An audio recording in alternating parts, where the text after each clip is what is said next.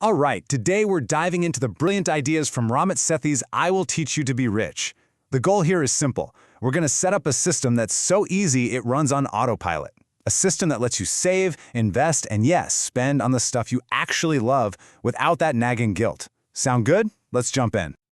So right off the bat, this quote from Ramit Sethi himself really gets to the heart of it all. Getting started is more important than becoming an expert. You know, it's so easy to get stuck thinking you need to know everything before you begin. But that's a trap. The whole point isn't to be perfect, it's just to get the ball rolling. And this right here, this is the big promise, isn't it? What if you could actually save money automatically and spend on what you love totally guilt-free? I mean, think about it. It hits on that classic money conflict, right? That feeling of I should be saving more, warring with that guilt you feel when you buy something nice for yourself. Well, the system we're about to break down is designed to just make that whole conflict disappear.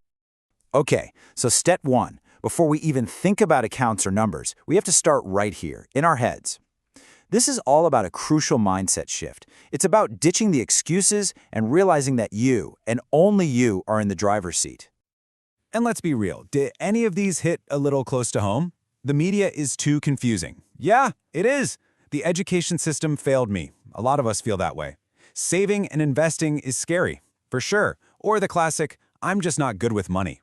Look, these feelings are totally valid. It's easy to feel overwhelmed, but they also keep us from moving forward. And that's where the book gives us a little bit of tough love. Because at the end of the day, no matter how true they feel, they are still just excuses. Which brings us to the bottom line. You are the only one in the cockpit of your financial life. You're the pilot. It doesn't matter what your starting point is or what you think you don't know. Just grabbing the controls, that is the most critical first step. All right, mindset? Check. Now let's get into the nitty-gritty, the how-to. And spoiler alert, this is not about creating some miserable budget where you track every last penny you spend on coffee. Nope. This is about building a smart system that does all the work for you automatically in the background. So what is this system? It's called the Conscious Spending Plan. And the two magic words here are automatically and no willpower. Seriously, the best financial systems are the ones you set and forget. You put in a little work up front, just once, and then it handles everything for you, month after month. Okay, so here's a general way to look at it. About 60% of your take-home pay goes to your fixed costs, rent, bills, groceries. Then 10% goes straight to your investments for long-term growth. Another 10% goes into savings for big goals like vacations or a down payment. And then, you see that last 20%? That is the secret sauce. That is your guilt-free spending money. You can blow it on fancy dinners, new gadgets, whatever you want, because you already know your serious financial goals are being taken care of automatically. And getting this set up is way easier than it sounds. It's really just 3 steps. First, you just figure out your numbers, what those percentages are for your income. Second, you go into your bank account and set up automatic transfers. This is like a 20-minute one-time job. And third, well, that's the best part. You just live your life. The system handles the rest. Okay, so we've got the right mindset. We've got the automated system. Now for the final, most powerful piece of the puzzle, investing.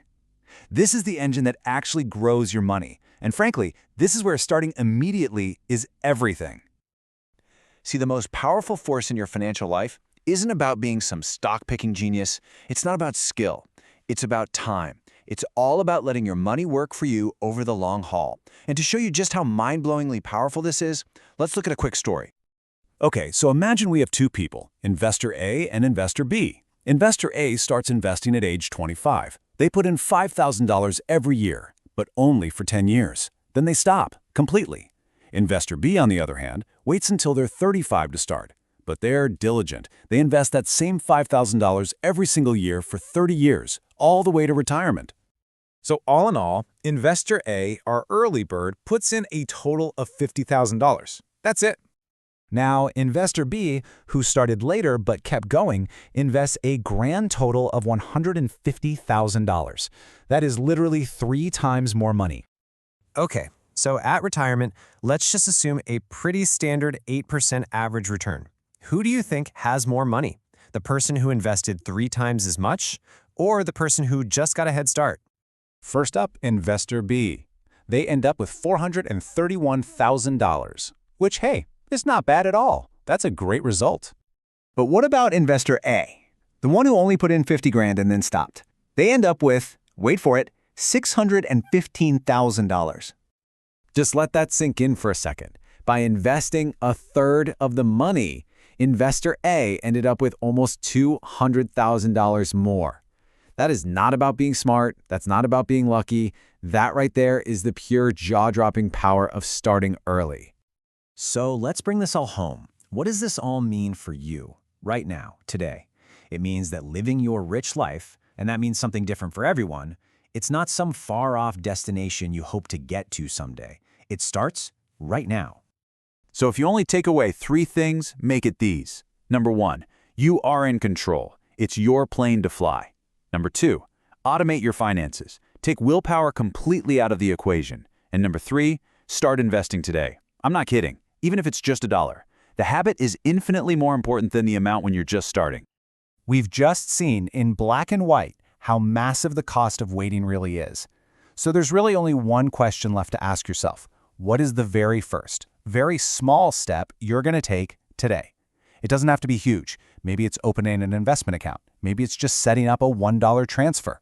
The size of the step doesn't matter. Starting does. So what's it going to be?